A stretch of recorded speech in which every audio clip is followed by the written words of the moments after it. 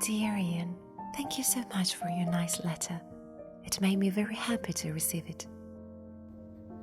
I've always found handwritten letters fascinating, but as I didn't used to have many friends and more houses got their own telephones, I rarely had the opportunity to write them. I am glad you like them too. I have been exchanging several letters with Chloe and Annalie. I am delighted to have you as a correspondent as well. I appreciate your kindness once again. I really could do with your invaluable knowledge of history.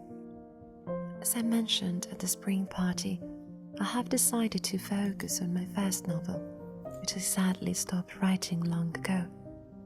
I normally hold dear all my characters, but there is no other story that engages me like this one.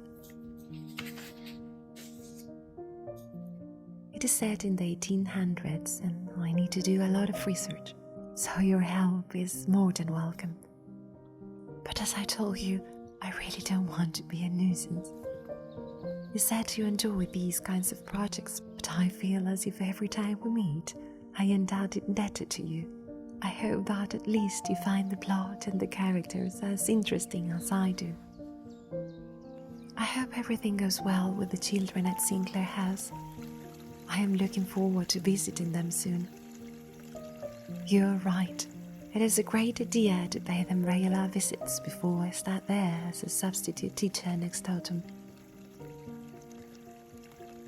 I guess I will see you soon in New Valley for Chloe and Robin's engagement.